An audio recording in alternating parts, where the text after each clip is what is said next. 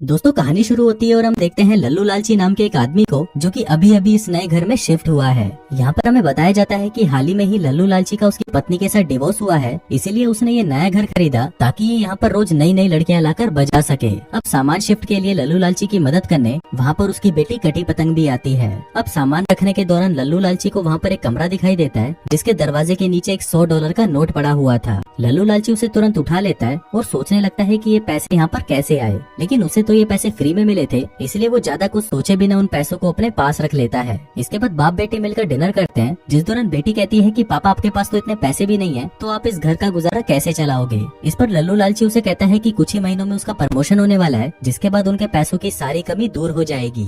अब क्योंकि कटी पतंग का बॉयफ्रेंड उसके घर पर उसको घोड़ी बनाने आया हुआ था, इसलिए वो अपने बाप से कहती है कि पापा मुझे जरूरी काम है, इसलिए मुझे घर वापस जाना पड़ेगा। जिसके बाद वो अपने बाप को बाय बोलकर वहाँ से चली जाती है। फिर अगले दिन लल्लू लालची के घर पर दिल का दौरा नाम का एक बूढ़ा आदमी आता है, जिसको उसने अपने घर के बैकयार्ड को सही करने के लिए बुलाया था। अब दिल का दौरा उसका पूरा बैकयार्ड देखता है और कहता है कि तुमने तो इस जगह की अच्छे से गांड मारी हुई है, इसलिए मुझे मेरी टीम को लेकर आना पड़ेगा। और वो उसे कुछ दिनों बाद में आने का बोलकर वहाँ से चला जाता है। फिर कुछ देर बाद वहाँ पर लल्लू लालची का एक दोस्त टिंकू जिया भी उससे मिलने आता है और वो दोनों वहीं पर बैठकर कुछ देर तक बकचोदियां पेलते हैं। टिंकू जिया कहता है कि यार अब तो तू दिन रात मुट्ठ मारकर ही काम चला रहा होगा, क्योंकि तेरी पटाखा बीवी तो अपने पड़ोसी कल्लू कालिया के साथ भाग गई। इस पर लल्लू लालची कहता है कि हाँ यार, उसका तो साला हमारे घर के माली जोगिंदर जहरीले के साथ भी अफेयर था, अच्छा ही हुआ मैंने उस छिनाल को छोड़ दिया। अब कुछ देर ऐसे ही बकचोदी करने के बाद जब टिंकू जिया वहाँ से चला जाता है, तब लल्लू लालची एक फावड़ा उठाकर अपने बेसमेंट में जाता है और वहाँ पर खुदाई करना शुरू कर देता है। दरअसल लल्लू लालची को यहाँ पर एक टैंक बनाना था, लेकिन जैसे ही वो थोड़ा सा नीचे पहुँचता है, वहाँ पर उसे एक डिब्बा मिलता है जो कि बंद पड़ा था। फिर लल्लू लालची जैसे ही उस डिब्बे को खोलता है तो उसे वहाँ पर बहुत सारे पैसे मिलते हैं, लेकिन इसके साथ ही उसे वहाँ पर एक बूढ़े आदमी की लाश भी मिलती है, जिसको देखकर लल्लू लालची की फटकर 464 हो जाती है। लेकिन फिर वो उन पैसों के बारे में सोचता है कि भैंचोद इतने पैसों में तो मैं दिन में 10 बार रशियंस को बजा सकता हूँ। जिसके बाद वो उन पैसों को इकट्ठा करके अपने घर के अंदर ले आता है। फिर जब वो उन नोटों को चेक करता है तो पाता है कि वो सभी के सभी नोट असली होते हैं। अब ये देखकर वो बहुत ज्यादा खुश होता है, लेकिन उसे इस बात का डर भी था कि पैसों के साथ साथ वहाँ पर एक लाश भी थी। अब अगर उसने ये बात पुलिस को बता दी तो पुलिस लाश के साथ साथ उसके पैसे भी ले जाएगी। इसलिए वो अपने आप को समझाने लगता है कि इतना पैसा तो तेरे खानदान ने भी कभी देखा नहीं होगा। जिसके बाद वो चुपचाप सोने चला जाता है। अब वो सोते हुए बढ़िया से रशियंस को बजाने के सपने देख रहा था कि तभी वहाँ पर अचानक उसे किसी के चलने की आवाज आती है, लेकिन जब वो चेक करने के लिए बाहर जाता है तो उसे वहाँ पर कोई नहीं मिलता। फिर अगले दिन वो ऑफिस जाता है, जहाँ पर वो अपने दोस्त से पूछता है कि अगर मेरे पास $2 मिलियन आ जाए तो क्या मैं उसे बैंक में जमा करा सकता हूँ। इस पर उसका दोस्त कहता है कि तू छूतिया हो गया है क्या, अगर तूने ऐसा किया तो सभी तेरे से पूछेंगे कि तेरे पास ये पैसा कहाँ से आया, जिसके बाद पुलिस वाले तेरी गाड़ में डंडा घुसाकर तेरे सारे पैसे छीन लेंगे। अब ये बात सुनकर लल्लू लालची को समझ आ जाता है कि उसे ये पैसे छुपा कर रखने होंगे, लेकिन उसे अभी तक ये पता नहीं था कि आखिर ये पैसे हैं कितने। जिसके बाद वो घर आकर उन पैसों को गिनने लगता है। अब उसे पता चलता है कि उसके पास टोटल $3 मिलियन यानी कि 22 करोड़ रुपए हैं। अब वो उन पैसों को उसी रूम के पास रख देता है जहाँ पर उसे शुरू में $100 मिले थे। अब उसके दिमाग में बार बार यही चल रहा था कि उसे इस बारे में बता देना चाहिए, क्या पता उस आदमी के परिवार वालों को इन पैसों की जरूरत हो। लेकिन तभी उसके अंदर का लालच कहता है कि उस आदमी की बहन की बड़ी ये पैसे मुझे मिले हैं, इसलिए ये पैसे मैं अपने पास ही रखूंगा। इसके बाद वो फिर से सोने चला जाता है, लेकिन तभी उसकी फिर से आँख खुल जाती है और उसे लगता है कि शायद उसके घर में फिर से कोई आ गया है। वो एक बेसबॉल बैट लेकर किचन में जाता है, लेकिन वहाँ पर उसे कोई नहीं मिलता। अब वो इस बात को इग्नोर कर देता है और बैठकर कॉफी पीने लगता है, पर तभी वहाँ पर एक बिल्ली आ जाती है, जिसको देखकर वो डर जाता है। दरअसल लल्लू लालची अब हर चीज से डरने लगा था। फिर सोने से पहले वो वापस अपने पैसों को चेक करता है और सभी लाइट्स बंद करके सोने जाने ही वाला होता है कि तभी वहाँ पर उसे वही बूढ़ा आदमी दिखाई देता है। अब ये देखकर लल्लू लालची की फट जाती है और वो भागते हुए अपने बैकयार्ड में जाता है। उसे लगता है कि शायद वो आदमी उस बक्से से बाहर आ गया है, लेकिन फिर चेक करने पर उसे वो आदमी वहीं पर मिलता है। फिर हम देखते हैं कि लल्लू लालची अब बार बार इसी चीज के बारे में सोचता जा रहा था, जिस वजह से उसका किसी भी काम में मन नहीं लगता और इसी के चलते उसका बॉस उसका प्रमोशन भी रोक देता है। फिर घर आते ही उसे वहाँ पर पैरों के निशान मिलते हैं, जिसको देखकर वो सोचता है कि उसके घर पर चोर घुस आया है। वो घबराकर जल्दी से अपने पैसों को चेक करने जाता है, पर पैसे तो वहीं पर ही सही सलामत पड़े हुए थे। अब वो सबसे बहुत ज्यादा परेशान हो चुका हुआ था, इसलिए वो अपनी बेटी कटी पतंग को फोन करता है और उसे मिलने के लिए बुलाता है। दरअसल वो कटी पतंग को भी उन पैसों के बारे में बताना चाहता था, लेकिन फिर वो सोचता है कि अगर इस पापा की परी ने किसी को भी इसके बारे में बता दिया तो इसके पापा के तो लोटे लग जाएंगे, इसलिए वो अपना फैसला बदल देता है और उसे कुछ नहीं बताता। फिर घर आकर वो वापस उन पैसों को चेक करता है कि वो अभी भी सही सलामत है या नहीं। इसके बाद ब्रश करने के दौरान उसे महसूस होता है कि शायद उसके बैकयार्ड में कोई घूम रहा है। वो जल्दी से एक चाकू उठाता है और बाहर जाकर देखने लगता है, लेकिन उसे वहाँ पर कोई नहीं मिलता।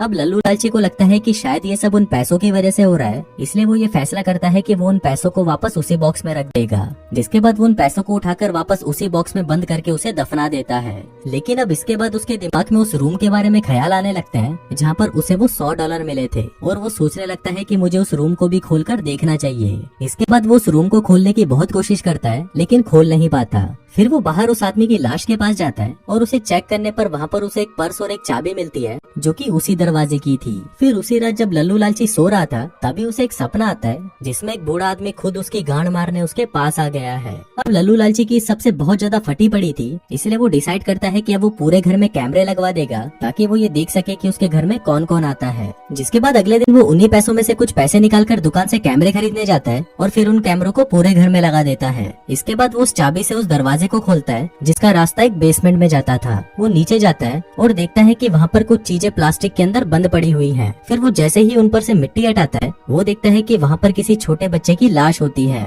अब ये देखकर उसकी फटकर 464 हो जाती है। जिसके बाद वो ऊपर आकर पुलिस को फोन करने लगता है, लेकिन तभी वो उन पैसों के बारे में सोचकर एक बार फिर से रुक जाता है। फिर रात को सोते वक्त उसे फिर से वहाँ पर किसी के चलने की आवाज आती है। जिसके बाद वो तुरंत उठकर घर में लगे कैमरे की रिकॉर्डिंग को चेक करने लगता है। फिर वो देखता है कि वहाँ पर वही बूढ़ा आदमी उस गेट के आगे खड़ा हुआ है। अब ये देखते ही लल्लू लालची की खड़ी लुल्ली मुरझा जाती है और उसे कंफर्म हो जाता है कि ये काम यही बूढ़ा आदमी कर रहा है। फिर लल्लू लालची उसे मारने के लिए भागकर उसके पास जाता है, लेकिन तब तक वो बूढ़ा आदमी वहाँ से जा चुका होता है। फिर लल्लू लालची वापस अपने बैकयार्ड में जाकर उस डब्बे को खोलता है, लेकिन वो बूढ़ा आदमी तो अभी भी वहीं पर लेटा हुआ था।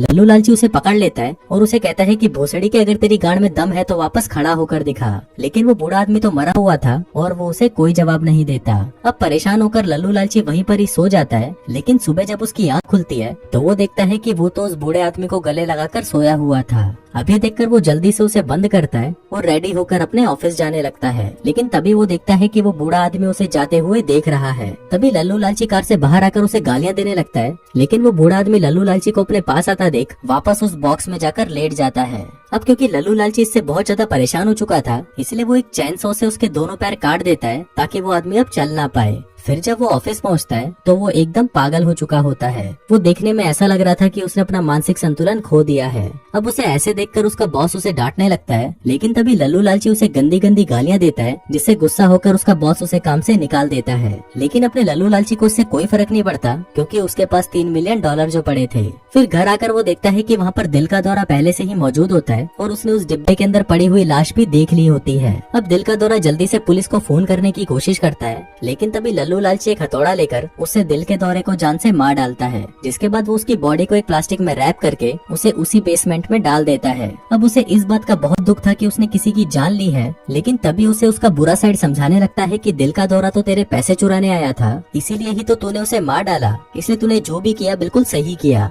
फिर रात को सोते वक्त उसे फिर से किसी के चलने की आवाज आती है और चेक करने पर वहाँ पर वही बूढ़ा होता है जो कि किचन में भटक रहा था। अब लल्लू लालची उसे मारने के लिए नीचे किचन में जाता है, लेकिन हम देखते हैं कि वहाँ पर तो उसका दोस्त था जो उससे मिलने आया था। लेकिन लल्लू लालची को लगता है कि शायद ये वो भी उसी बेसमेंट में डाल देता है। अब इसके बाद से लल्लू लालची को बार बार यही फील होने लगता है कि कोई उसके पैसे चुरा लेगा, इसलिए वो डिसाइड करता है कि वो उन पैसों को बॉक्स से निकालकर वापस अपने घर में ले आएगा। जिसके बाद वो उन पैसों को वहाँ से निकाल लेता है और घर के अंदर ले आता है। लेकिन अब दिन ब दिन उसका दिमाग और भी ज्यादा खराब होने लगता है। वो उन पैसों के साथ बातें करने लगता है, उनके साथ खाना खाता है और उनके साथ गेम्स खेलता है। फिर अगली सुबह उसके घर का गेट नॉक होता है और वहाँ पर उससे मिलने कोई आया होता है। दरअसल ये उसकी बेटी का बॉयफ्रेंड था। लेकिन लल्लू लालची को लगता है कि शायद ये उसके पैसे चुराने आया है, इसलिए वो उसे भी मारकर उस बेसमेंट के अंदर डाल देता है। फिर कुछ देर बाद वहाँ पर कटी पतंग भी पहुँच जाती है और अपने बाप से पूछती है कि क्या यहाँ पर मेरा बॉयफ्रेंड आया था।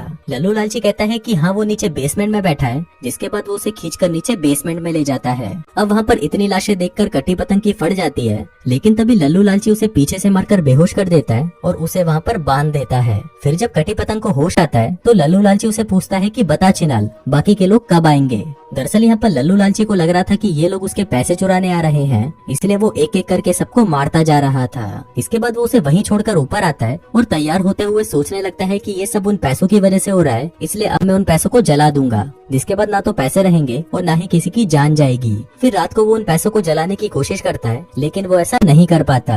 अब उसे कुछ भी समझ नहीं आ रहा था, इसलिए वो उन पैसों को लेकर उस बॉक्स में वापस रख देता है, जिसके बाद वो खुद भी उस बॉक्स में लेटकर जिंदा दफन हो जाता है। अब दोस्तों ये देखकर हमें पता चलता है कि शायद वो बूढ़ा आदमी भी यहाँ पर ऐसे ही आया होगा। वो भी उन पैसों को लेकर पागल हो गया होगा और उसने अपनी पूरी फैमिली को मारकर उनकी लाशों को बेसमेंट में डाल दिया होगा, जिसके बाद वो भी इन पैसों के साथ बॉक्स में दफन हो गया। वहीं दूसरी तरफ हम कटी पतंग को देखते हैं, जो कि ऐसे ही लटकी हुई थी, जिसके बाद शायद वो भी कुछ ही दिनों में मारी जाएगी। और दोस्तों इसी के साथ ही ये कहानी यहीं खत्म हो जाती है। दोस्तों इस फिल्म का नाम है डिगिंग टू डेथ और ये फिल्म आपको प्राइम वीडियो पर मिल जाएगी।